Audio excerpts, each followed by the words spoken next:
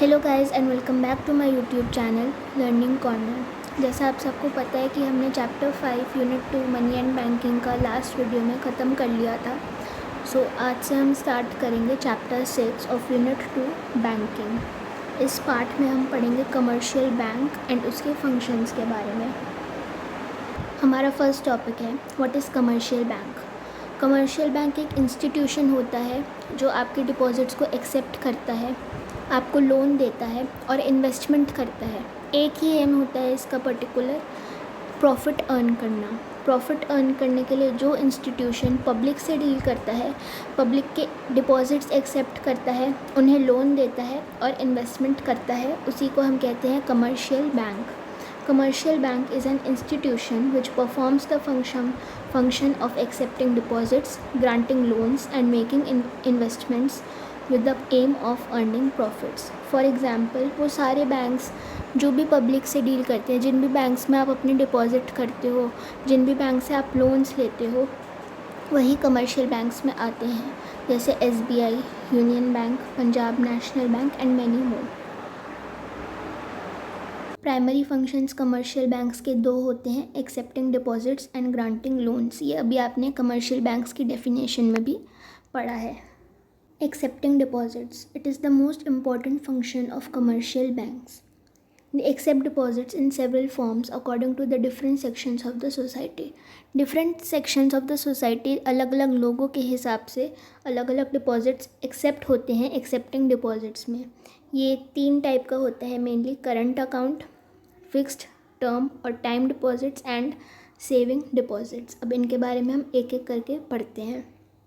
First is current account deposits, the deposits which are repayable by the bank on demand.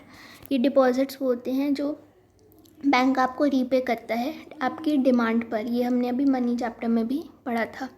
ये deposits जो होते हैं ये generally businessman maintain करते हैं, क्योंकि इनको बार बार ट्रांजैक्शंस करनी होती हैं अपने बिजनेस के लिए। ये चेक से बिना किसी रिस्ट्रिक्शन के विड्रॉ करे जा सकते हैं और बैंक इन पे कोई भी इंटरेस्ट नहीं पे करता, बल्कि बैंक इस अकाउंट को मेंटेन करने के लिए आपसे सर्विस चार्ज लेता है। फिक्स्ड और टर्म और टाइम डिपॉजिट्स, कोई भी नाम से आए इनकी एक ही डेफिनेशन है, एक ही मतलब होगा। फिक्स्ड डिपॉजिट वो डिपॉजिट्स होते हैं जो बैंक के, जिसमें एक अमाउंट बैंक के पास एक स्पेसिफिक टाइम के लिए रहता है और इसमें कोई भी चेकेबल फैसिलिटी नहीं होती, आप नहीं हो जाती। इसमें बस 2 ट्रांजैक्शंस होती हैं, एक जब आप मनी को डिपॉजिट करते हो बिगनिंग में और लास्ट में जब, और सेकंड होती है जब आपको मनी विड्रॉ करनी होती है at the time of maturity of that deposits. In deposits का रेट ऑफ इंटरेस्ट बहुत हाई होता है। सेविंग डिपॉजिट्स के कंबाइंड फीचर्स होते हैं करंट अकाउंट डिपॉजिट से भी एंड फिक्स्ड डिपॉजिट के भी। कैसे? क्योंकि जो डिपॉजिटर्स होते हैं सेविंग डिपॉजिट के, उनको अपना अमाउंट विड्रॉ करने के लिए चेक फैसिलिटी तो दी जाती है, लेकिन कुछ रिस्ट्रिक्शंस होती हैं कि आप इतना अमाउंट ही इतने टाइम में विड्रॉ कर सकते हैं, ताकि आप अपने सेविंग्स अकाउंट का ज़्यादा यूज़ ना करें। इनके पास रेट ऑफ इंटरेस्ट तो होता है, लेकिन जो फिक्स डिपॉजिट का रेट ऑफ इंटरेस्ट होता है उससे बहुत कम। These deposits have combined features of both current account deposit and fixed deposits.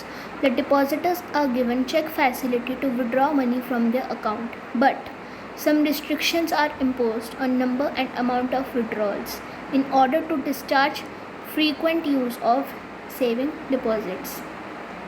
Next feature है commercial बैंक का advancing loans. The deposits received by banks are not allowed to remain idle. आप suppose आप bank गए and आपने कुछ amount deposit करा दिया। अब वो अमाउंट ऐसे ही नहीं रहेगा। आपने फॉर एग्ज़ाम्पल 10,000 करवाया तो वो 10,000 पड़े का पड़ा नहीं रहेगा।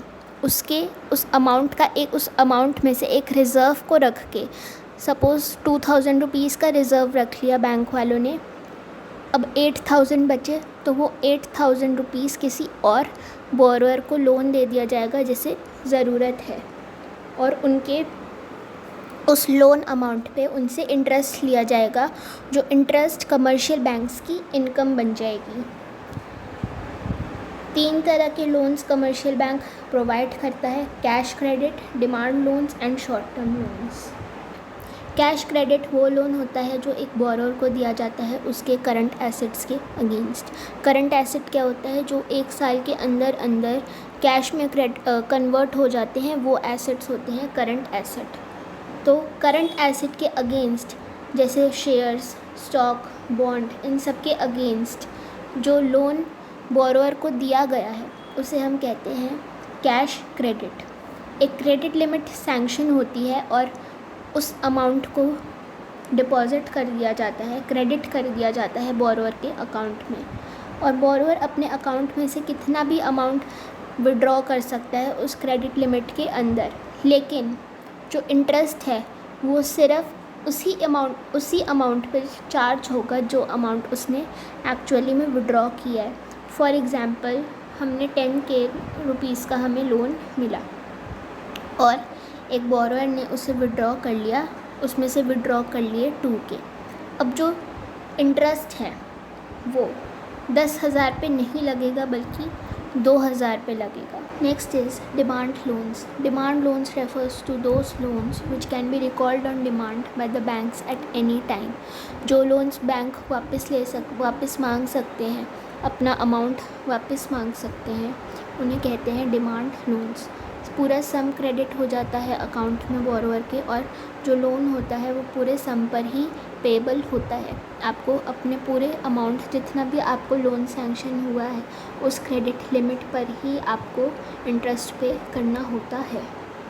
जब आप किसी भी बैंक से पर्सनल लोन लेते हो और अपनी कोई कोलेटरल सिक्योरिटी को डिपॉजिट कराते हो तो उसे हम कहते हैं शॉर्ट टर्म लोन।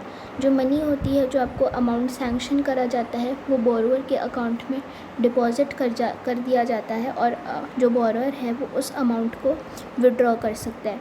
और जो इंटरेस्ट है वो आपके उस अमाउंट पे लगेगा जिसका आपको लोन सैंक्शन हुआ है शॉर्ट टर्म लोन्स में। तो आप लोग इस चीज़ का ध्यान रखना कि बैंक किस टाइप के लोन में कैसे इंटरेस्ट चार्ज करती है।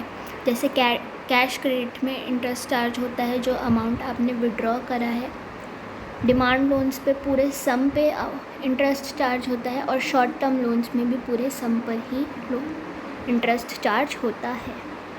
तो अगर आपको वीडियो अच्छी लगी तो please subscribe to my channel and share it with your friends. And कल हम नेक्स्ट पार्ट कंटिन्यू करेंगे चैप्टर 6 बैंकिंग का। Thank you for watching.